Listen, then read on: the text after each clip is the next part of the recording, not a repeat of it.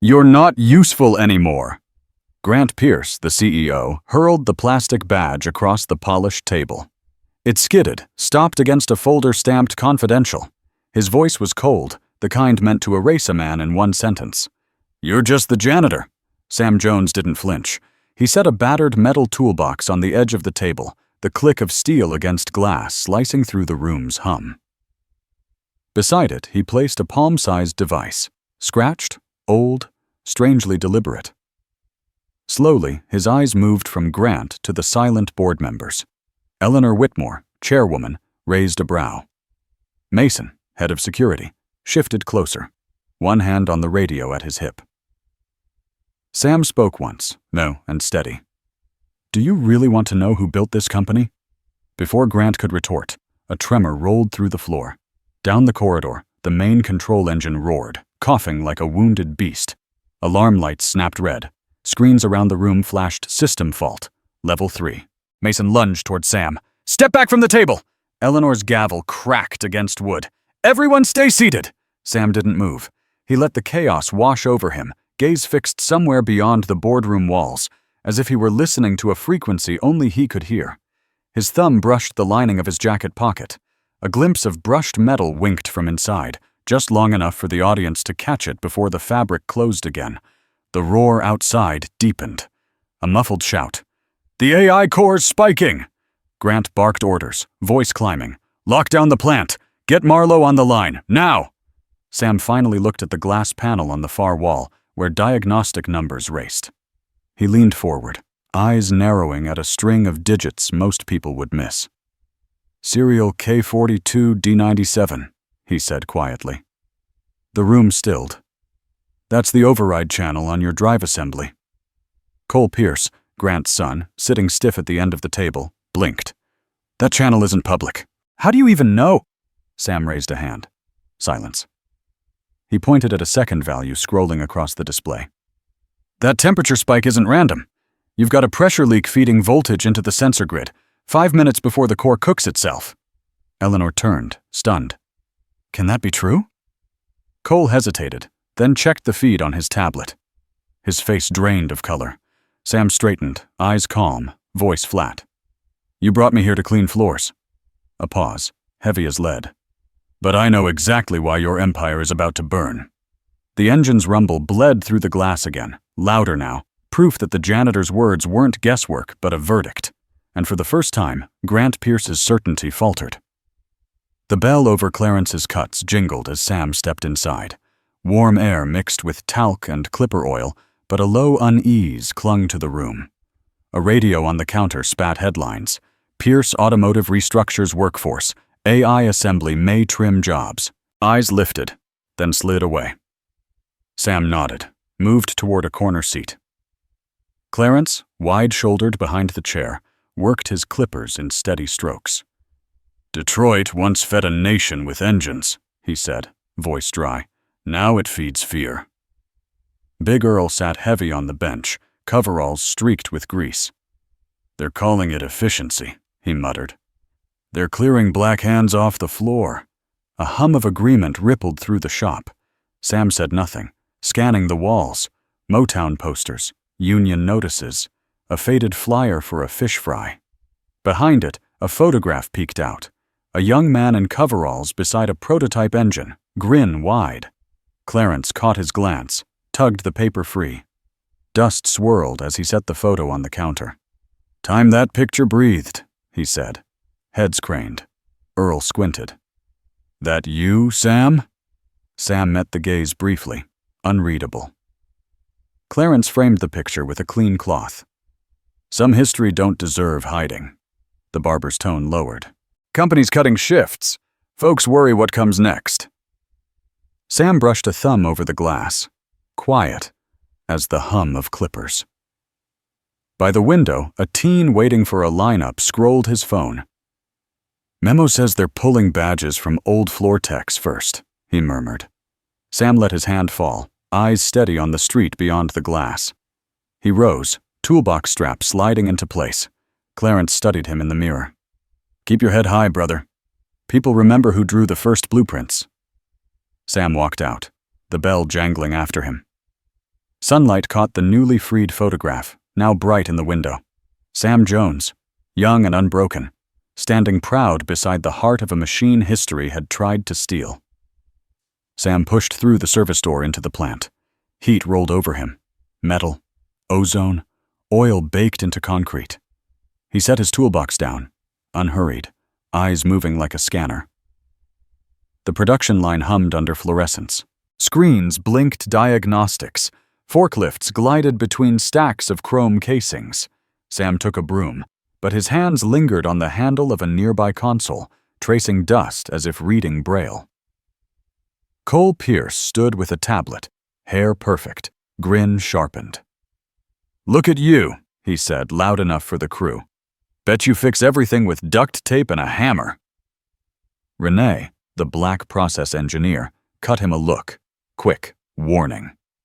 Noah busied himself with a crate, pretending not to hear. Sam didn't answer.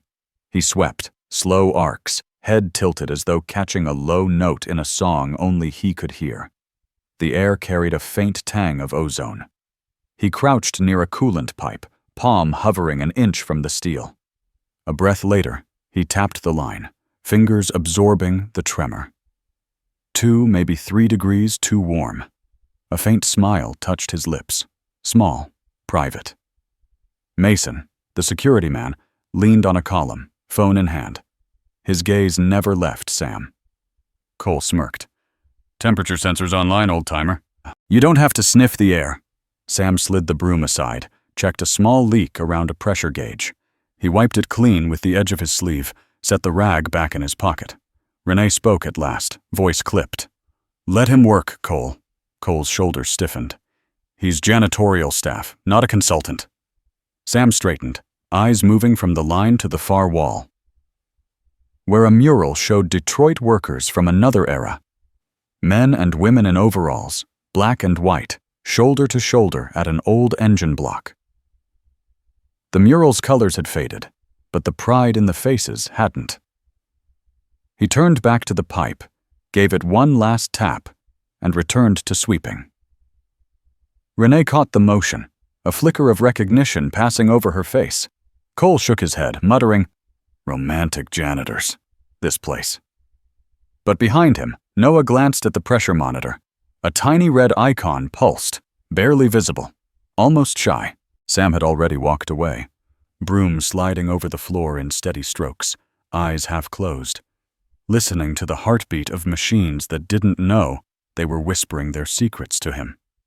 Robot arm A froze mid-arc, claw stalled above an unfinished chassis. Sparks hissed, then silence swallowed the line. Cole slammed his tablet. "Reboot again!" Renee keyed in commands. Noah swapped cables. Diagnostics blinked green, then flatlined. Hours bled away, coffee cups stacked, tension thick.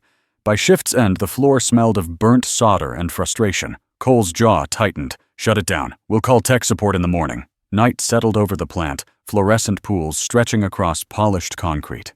Sam returned with mop and broom, steps quiet. He paused by the dormant robot, studying its posture the way a musician reads an instrument at rest.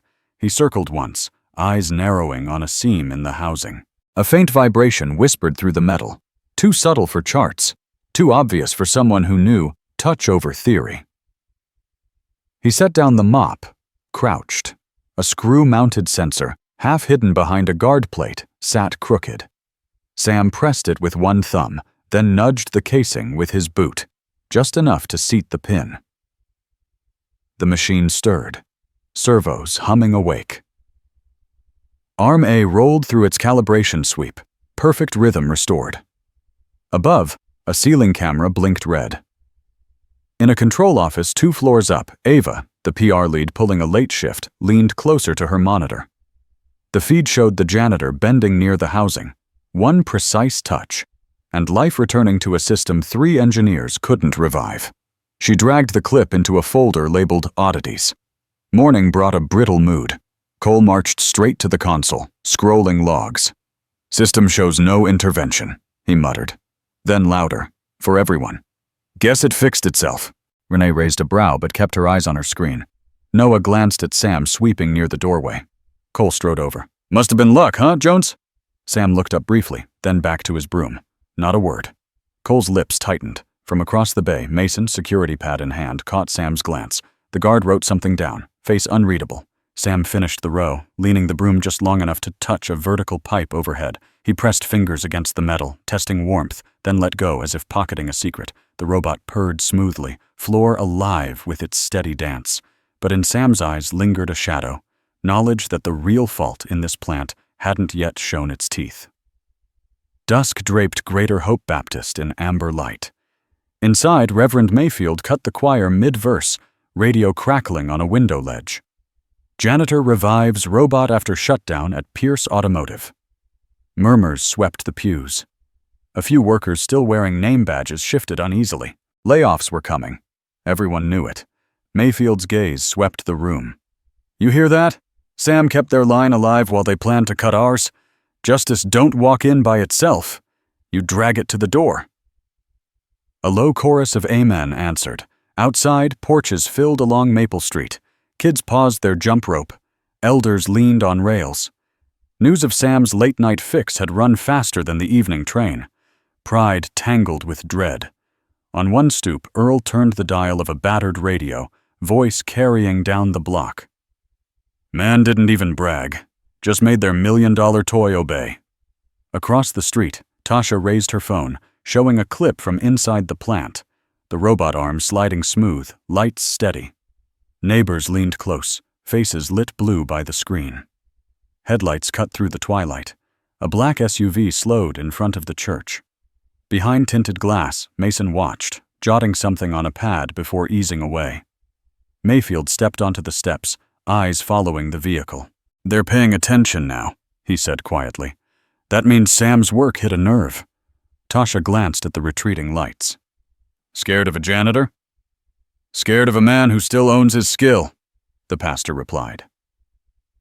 Across the block, dominoes clacked, radios hummed, but an undercurrent of resolve tightened the air. Folks weren't just gossiping. They were tracking every move, counting the days until someone tried to erase what Sam had done. Inside, the choir lifted a new verse, strong and sure. Their voices spilled through open windows, reaching the people on the porches. For a moment the street felt joined, one breath, holding the same thought. If Sam stood, they stood. And far away, in the glow of factory lights, Sam swept the floor, unaware that a neighborhood had already claimed his fight as their own. Sam's room was barely wider than the bed, walls lined with old union bulletins and a single cracked photo frame. He set his toolbox aside, slid a battered wooden case from beneath the cot. The latch stuck, then gave. Inside, rolls of yellowed schematics, edges torn.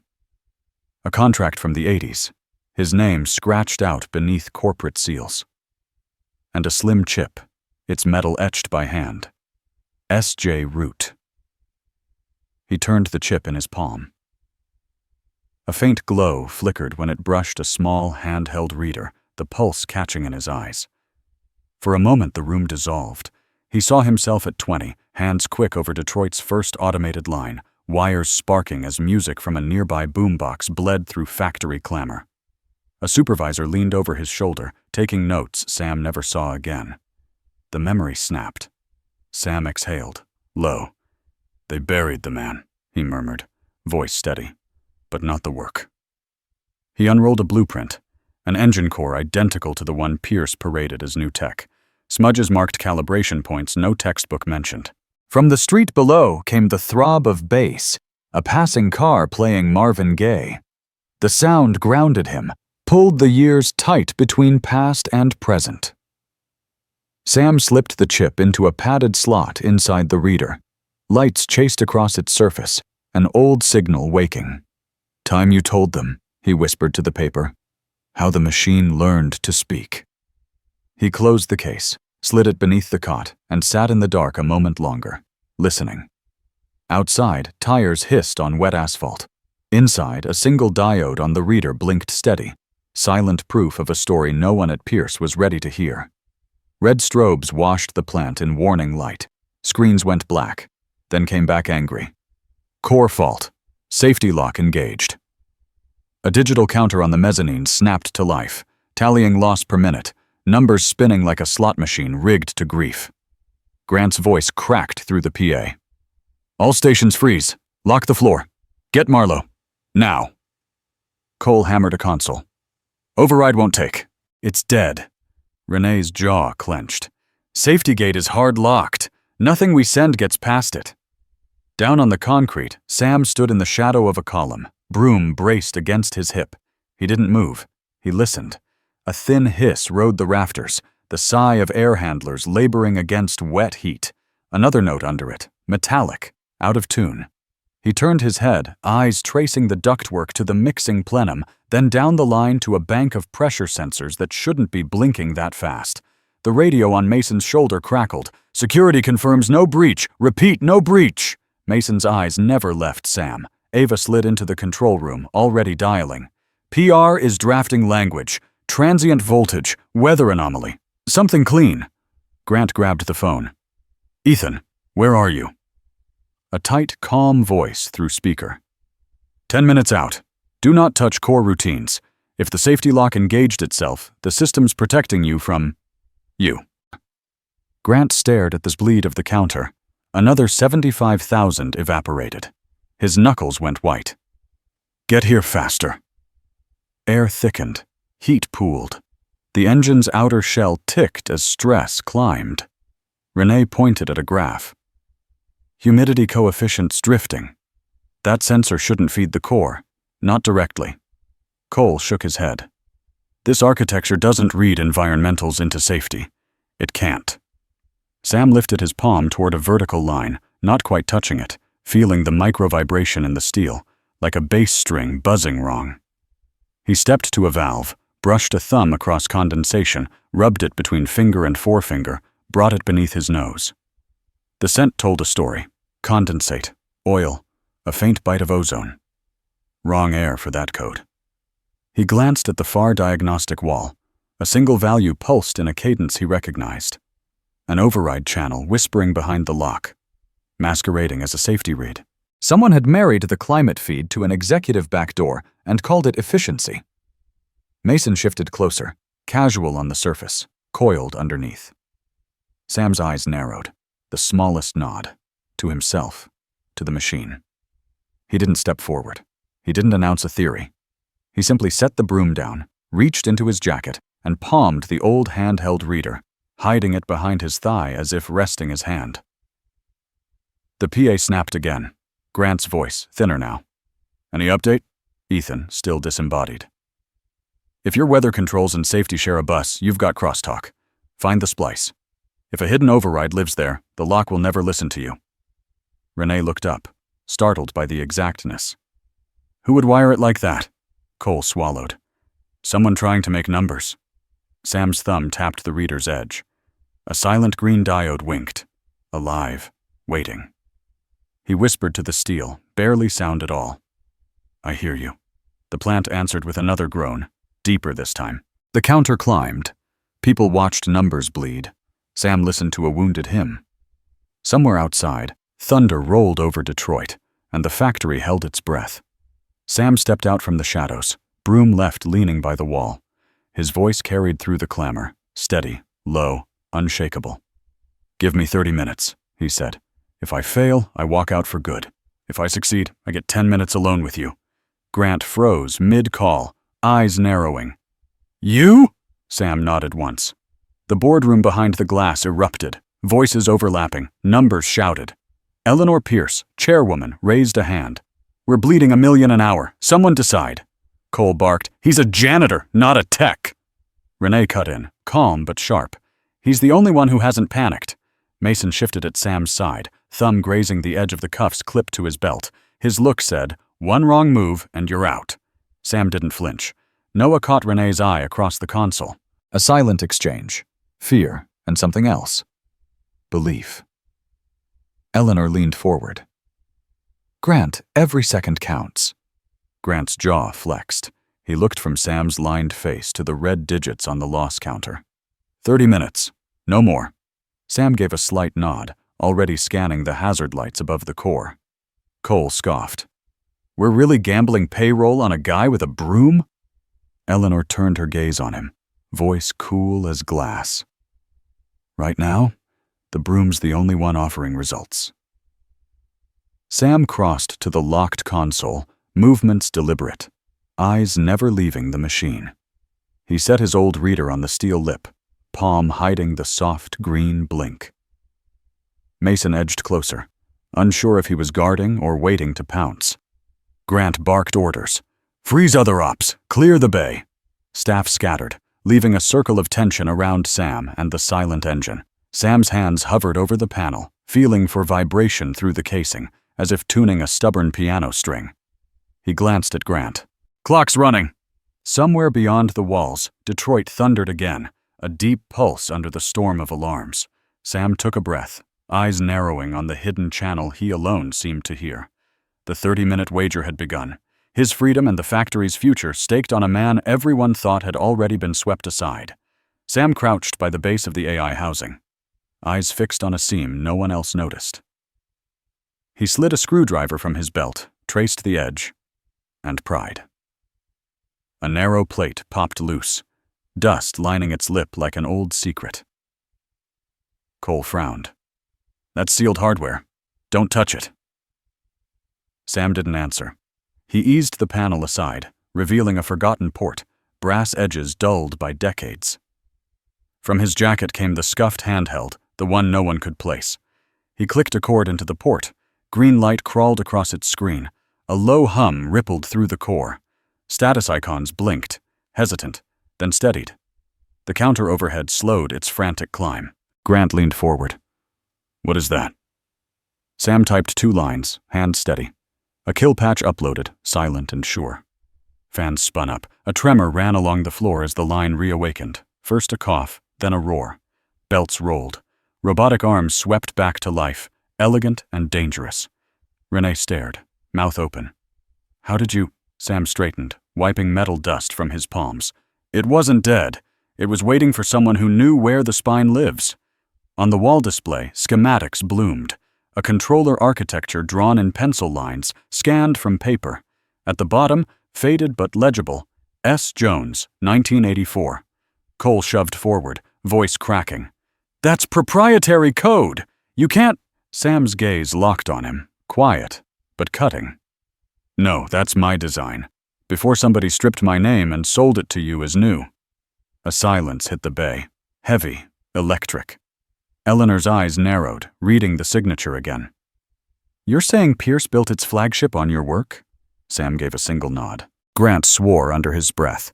The red loss counter froze, then reset. Cole pointed, desperate. He hacked it. He's lying. Renee shook her head slowly. That port wasn't on any blueprint. He knew it was there.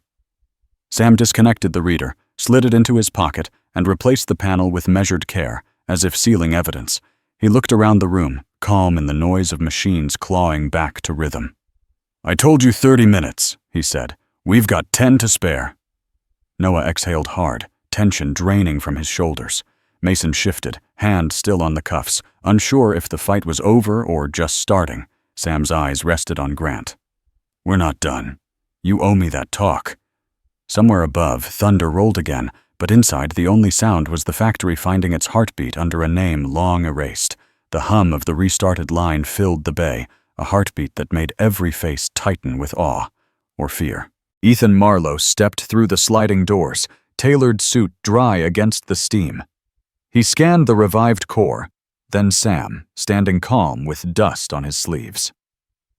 That device, Ethan said, voice precise, needs to be sealed for data security. Chain of custody begins now. Mason moved, cuffs flashing at his belt as he reached for the reader in Sam's pocket.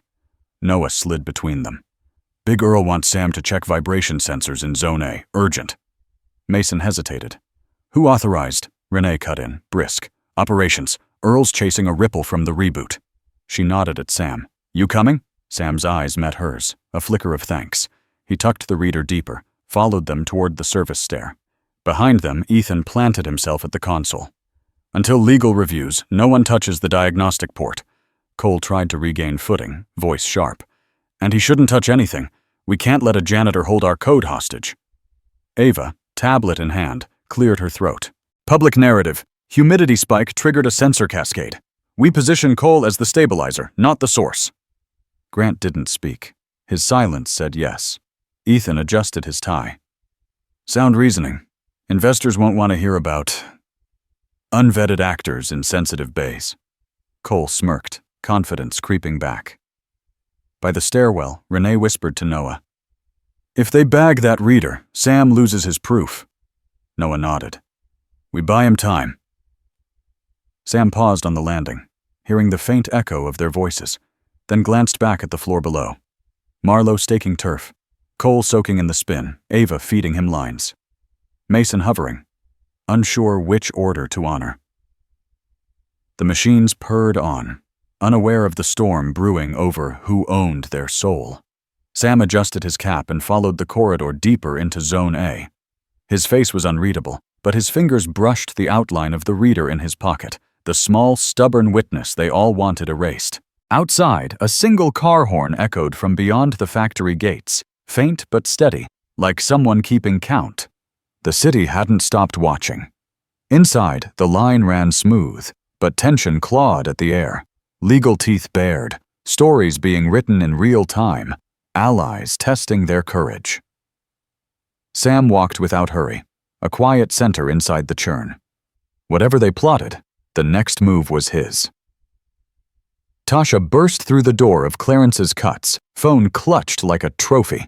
The shop's chatter stilled as she hit play, a grainy clip from inside the plant. Sam crouched by the panel, the line springing back to life. A shout went up. Clarence slapped the counter. That's my man! A horn outside answered, then another.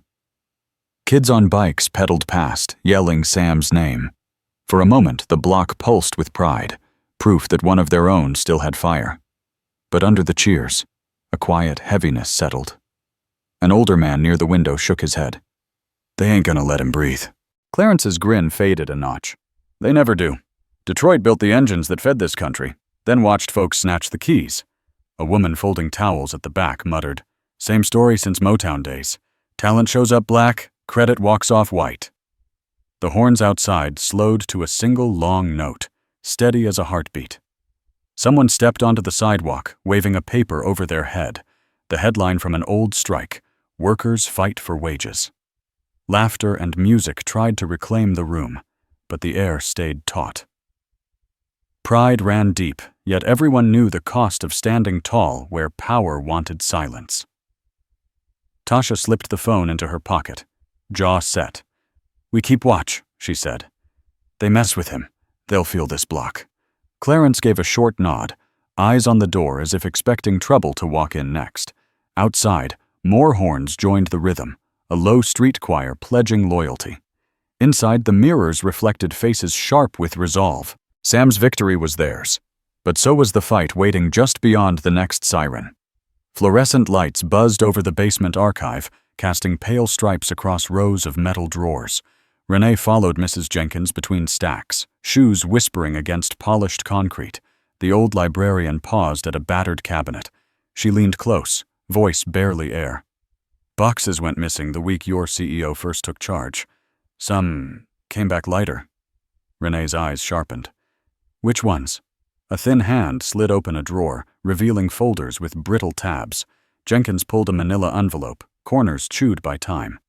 Inside, a contract stamped Pierce Automotive, 1984.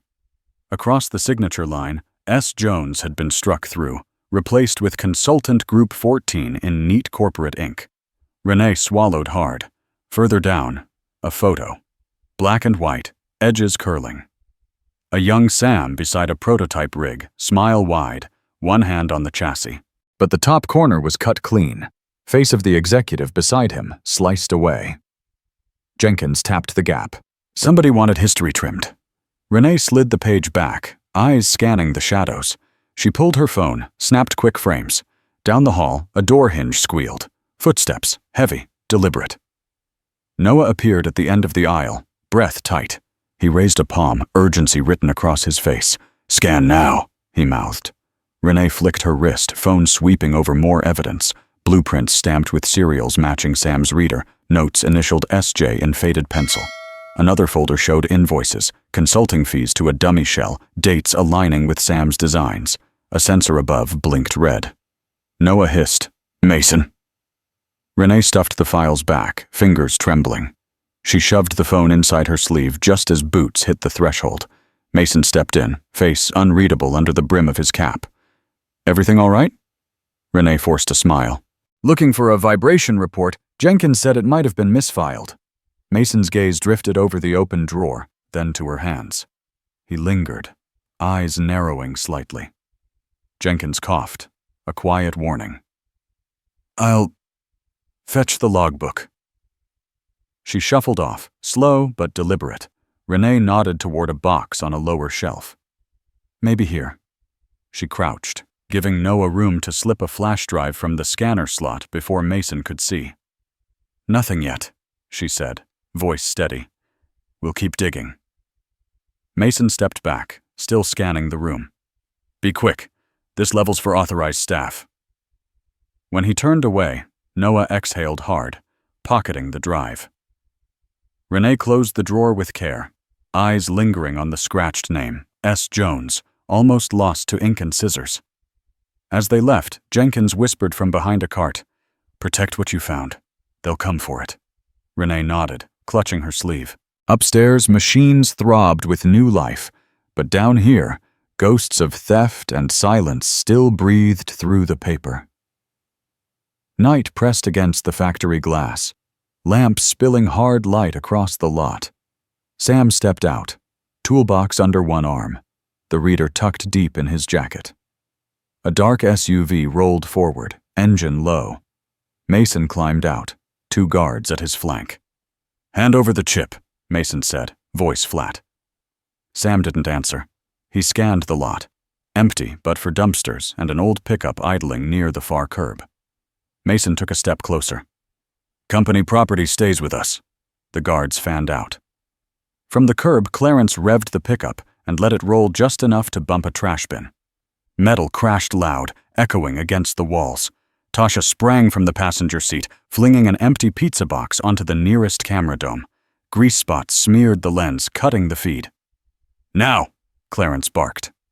Sam slid on a thin pair of gloves, the kind mechanics keep for precision work. He crouched by the service gate, pulling a narrow tool from his sleeve, a file and pick welded into one. With a quick twist, the lock clicked. The guards lunged, but Sam shoved the gate wide. "Move," he said, voice steady as stone. Tasha darted through first, Clarence close behind. Sam followed, toolbox swinging. Mason cursed, signaling the guards. They scrambled, but the gate clanged shut before they could wedge inside. Outside the fence, the pickup door swung open. Clarence hauled Sam in by the elbow, tossing the toolbox onto the seat. Tasha scrambled over a crate in the bed and dropped beside them. Clarence floored it, tires spitting gravel. In the rear view, Mason kicked the fence, phone already to his ear. "Grant," he snapped. "The old man's got people. Street muscle. They helped him walk out." Static crackled on the line. Grant's voice was low but clear. "Then tighten the circle. I don't want that device off site." As the truck sped toward the avenue, Sam stared straight ahead, face unreadable. Neon from a diner slid across his knuckles, gripping the reader. "You good, Sam?" Clarence asked, eyes on the road. Sam gave a single nod. Tasha peered out the back window at the shrinking plant, its towers lit like sentinels. "They're not letting this go." Sam slid the tool back into his sleeve, the motion calm, deliberate. "Neither am I." They turned onto a side street lined with row houses and corner stores. A horn honked once, then twice, as if signaling safe passage. Curtains lifted, neighbors watching, silent witnesses to an old fight dressed in new steel. In the pickup's cab, no one spoke. Only the hum of tires and the faint thrum of a gospel station Clarence had left low on the dial. Sam rested the reader on his knee, eyes narrowing at its steady green light. Whatever waited ahead, the city had just declared which side it was on. Warm light spilled through stained glass, slicing red and gold across the pews. A choir rehearsed a soft soul line, their voices a steady pulse against the dark. At a folding table near the altar, papers, old photos, and Sam's battered toolbox formed a rough map of betrayal. Tasha's camera light cut a clean beam over the spread. Darius traced a finger across a brittle contract, the edges singed by time. Pierce Automotive, 88. He tapped the signature block. Hidden NDA. Patents forced out of your hands. Sam stood still, gaze pinned to the faded ink. Clarence leaned back, arms crossed. Call it what it is.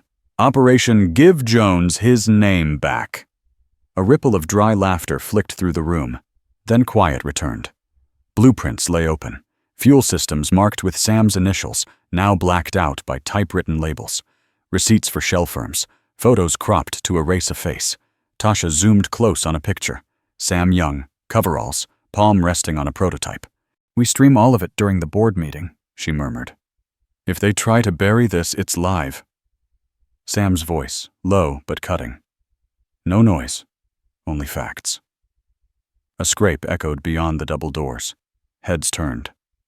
Through the glass, Mason's frame flickered in the lot light, still as a stakeout. The Reverend stepped into the doorway, collar glinting. This is holy ground. What are you hunting?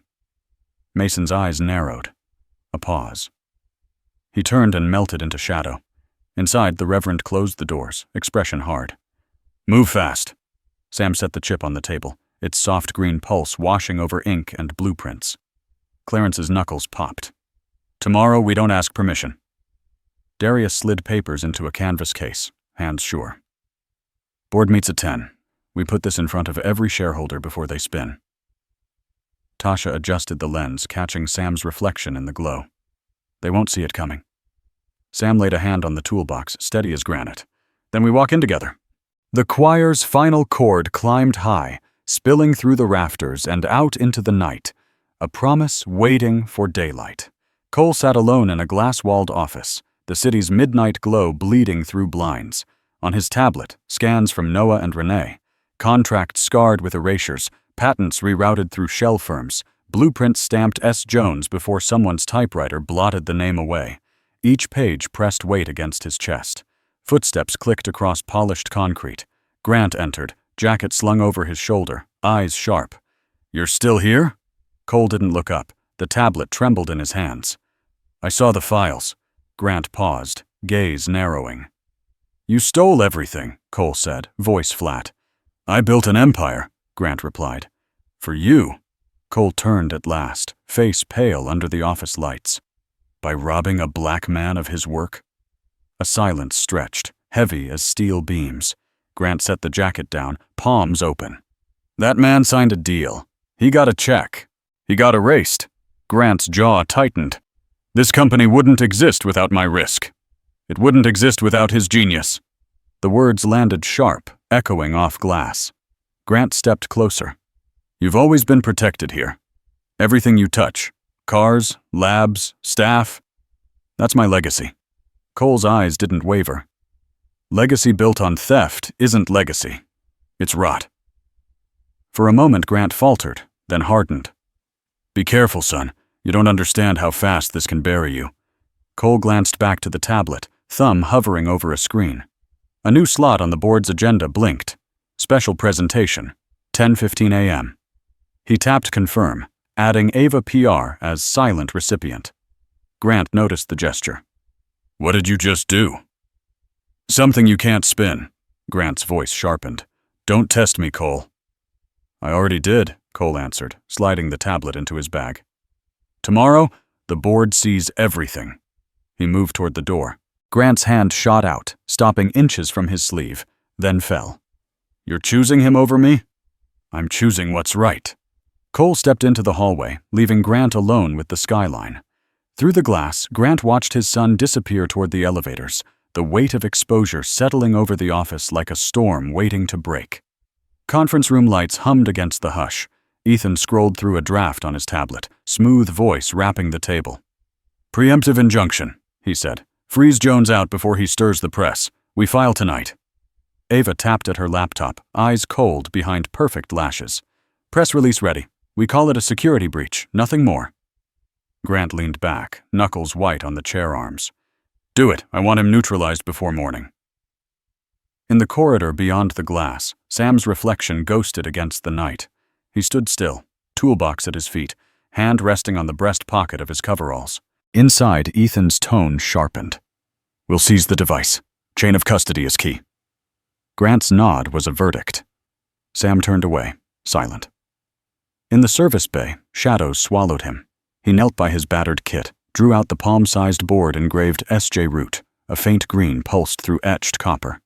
He studied it, face unreadable. The chip wasn't a weapon. It was leverage, a freeze patch hidden inside an obsolete shell. Used wrong, it would suspend every control node the company owned, hold their empire mid-breath until someone listened. Sam slipped the board into a worn leather sleeve, slid it back into his pocket. Low voice, barely more than breath. I won't wreck what I built. I'll make them hear. Bootsteps approached, the echo of security patrols. Sam rose, shoulders squared, expression calm. Back in the glass room, Ethan handed Grant a signed memo. Authority to detain him on site. Mason will collect. Ava clicked send on her draft. Headlines drafted themselves across her screen. Through the narrow window, she caught a glimpse of Sam crossing the floor, steady as stone, toolbox in hand.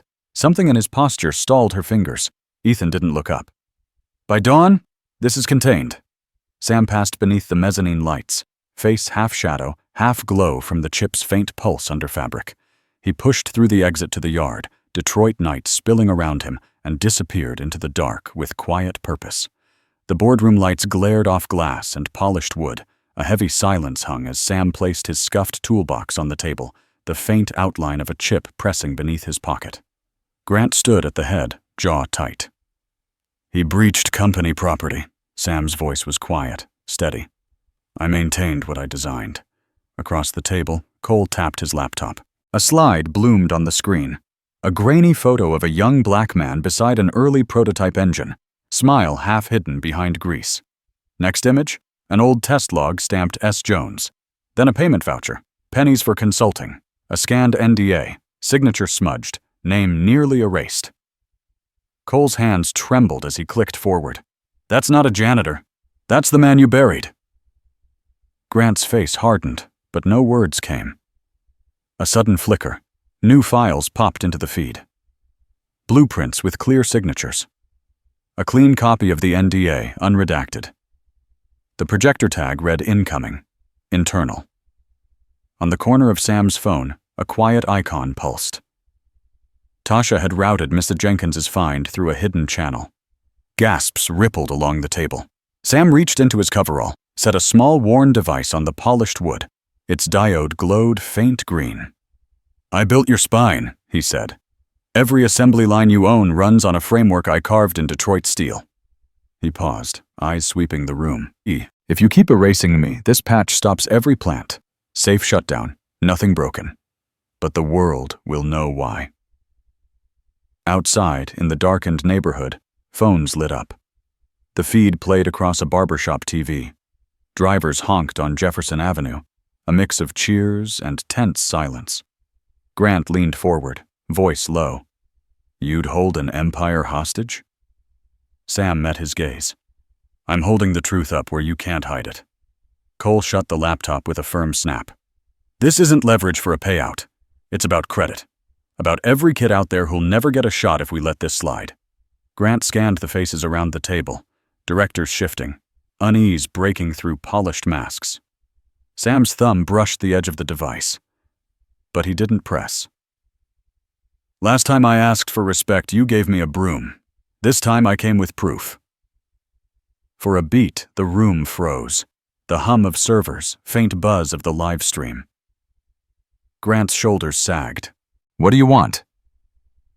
Restore my name to the patents, Sam said. Fund the program I proposed. For young black engineers shut out like I was, and stop pretending this company built itself. Cole nodded once toward Sam, then to the board. He's right. Either we fix the record, or we watch the whole line go dark.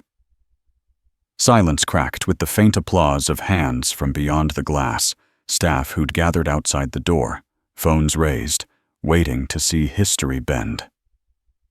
Sam let the weight of the moment settle, then withdrew his hand from the chip. "I'm not here to break your machines," he said. "I'm here so none of you forget who made them sing." Across Detroit, screens glowed. At Clarence's barbershop, every chair faced the TV balanced on a milk crate. Clippers stilled mid-fade. Kids held up a banner scrawled with red marker, "Sam equals genius." Big Earl gripped his tiger's cap, jaw tight. Down the block, women on a porch leaned toward a phone streaming the boardroom feed. Steam from paper cups curled in the cold air. Inside New Hope Church, Reverend Mayfield paused choir practice. Voices hushed as the live stream crackled through an old speaker. "Return of honor," Sam's voice rolled from the screen, steady as stone. "Or I press this button." The room froze. A single horn wailed from Jefferson Avenue, long and low, like a trumpet backing him. Clarence nodded at the TV. "That's Detroit talking." A child in the shop whispered, "He's fighting for all of us." On the porch, an older neighbor tapped her cane. "Took him decades to bury his name. Might take one night to dig it back." Inside the church, Reverend rested a hand on the pulpit. "Keep watch," he murmured. "Justice don't ride alone." Phones buzzed at once. Ava's inbox filling with mentions.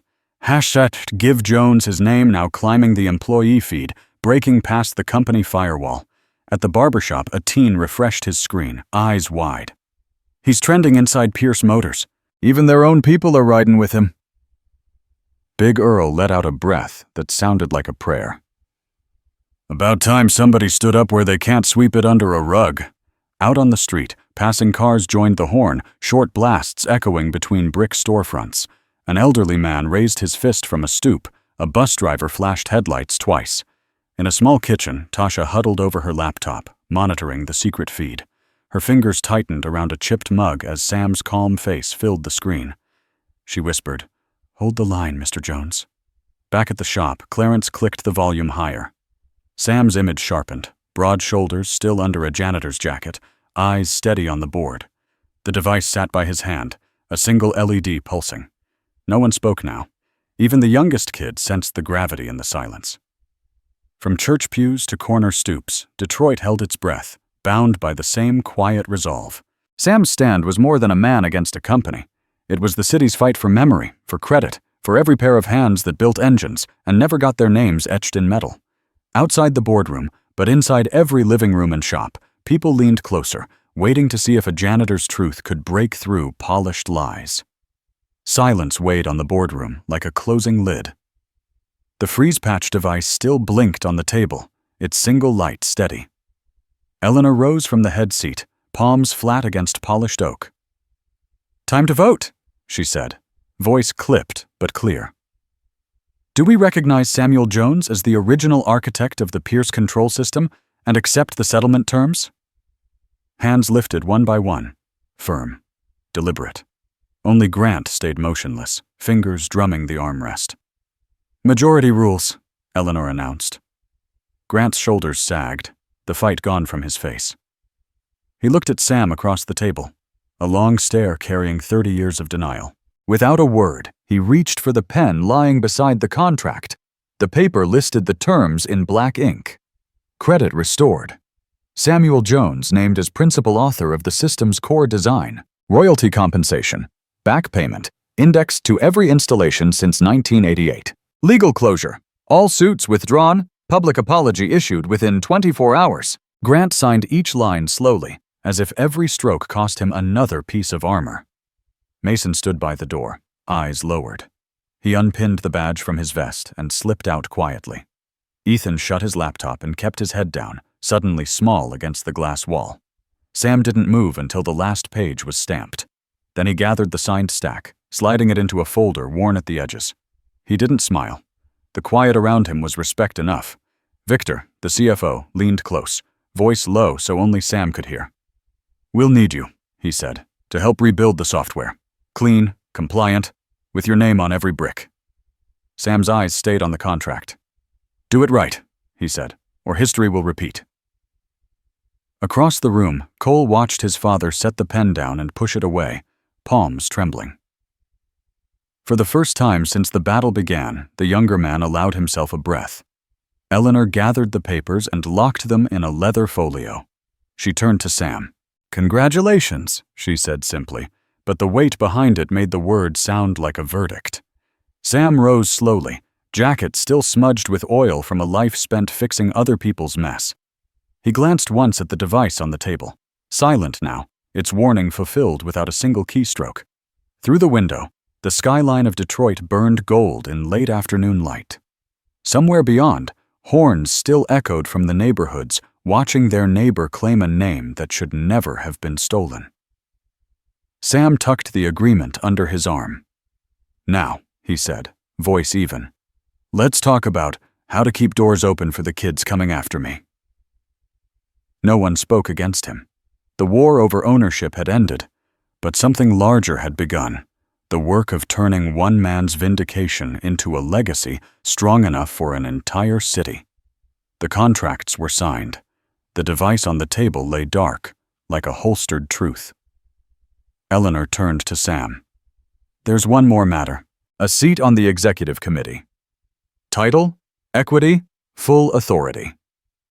Eyes shifted down the line, calculating, hopeful, afraid. Sam rested a palm on his toolbox, then let it fall to his side. "No," a breath caught around the room. "I don't want a chair," he said. "I want a pipeline." He placed a single down beside the agreements. Typed, clean, heavy with intent. "The Jones Innovation Fund. 20% of annual profits locked into scholarships, apprenticeships, and a community machine shop network. Prioritize Black engineers and other underrepresented kids. Paid residencies. HBCU partnerships. Tools, not promises." A low murmur rose, then stilled under Eleanor's hand. "Conditions," Sam added. "Public timeline of attribution on all technical docs and dashboards. Every boot screen prints its lineage. Core architecture by Samuel Jones, 1984. Restored 2025.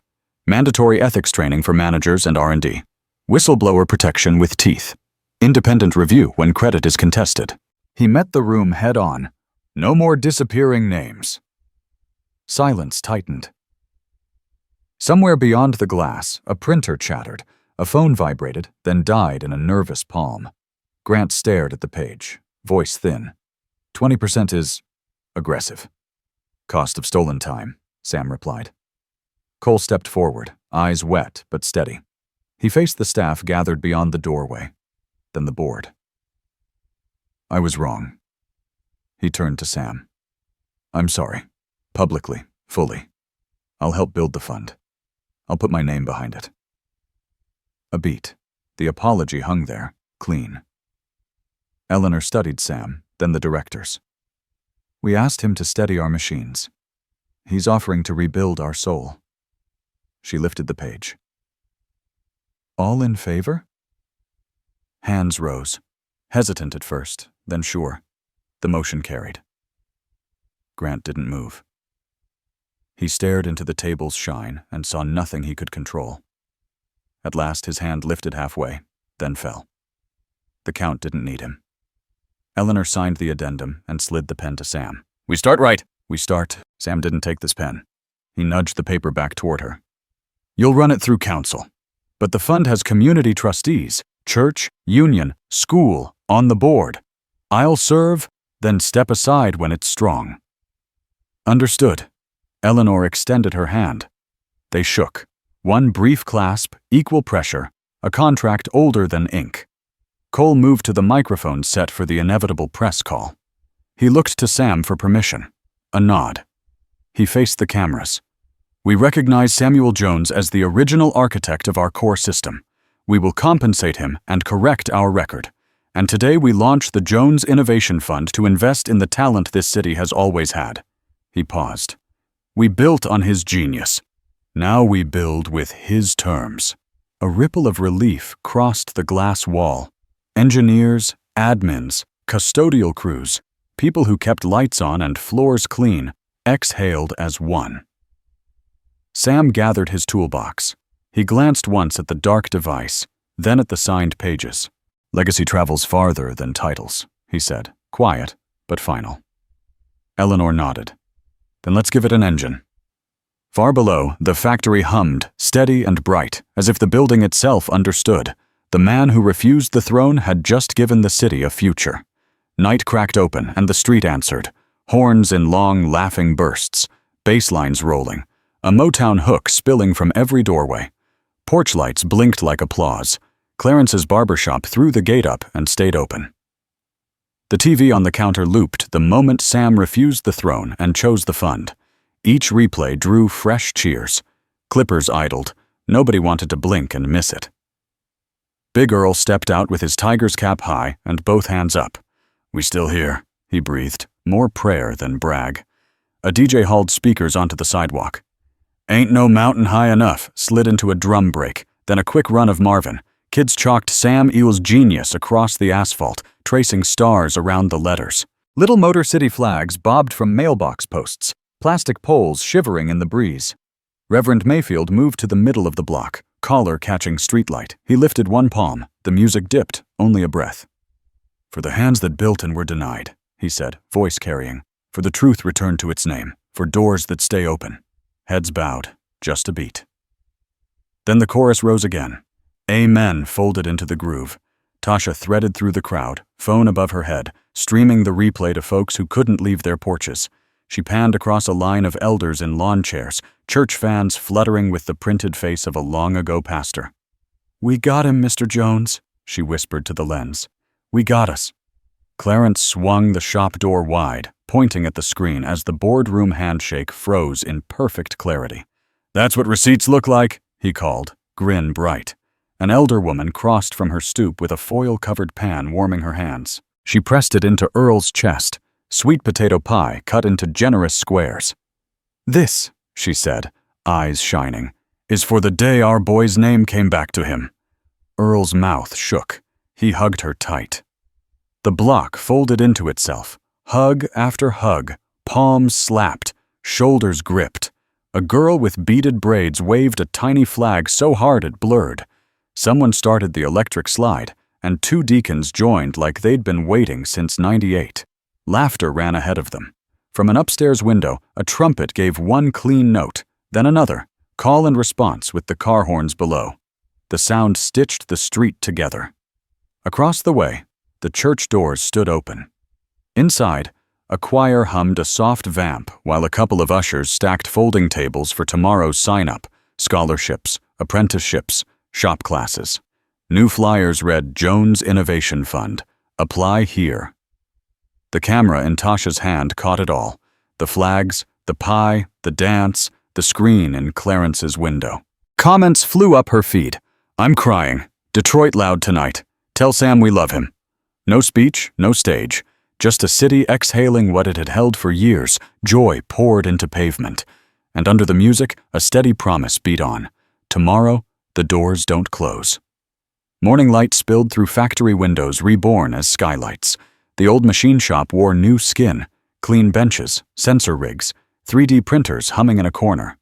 On the brick wall, two photographs side by side, young Sam in coveralls, present-day Sam with oil on his cuffs, and a painted line above them. One wins, we all rise. A semicircle of students gathered. Detroit, Dearborn, Inkster, East Side and West. Braids, curls, hijabs, fresh fades. Sam stood in front of a stripped-down engine rig, sleeves rolled. He tapped the casing once. The note rang faint and true. "Before numbers," he told them. "Use this." A fingertip to temple. "And these." He raised his hands, then pointed to eyes, nose, ear. "Listen, watch, smell, feel. Data confirms. Senses lead." The engine ticked alive. A low tremor ran through the stand. Sam hovered his palm over a coolant line, then shifted 2 millimeters. "Hear the change." The group leaned in. The vibration smoothed, the idle settled.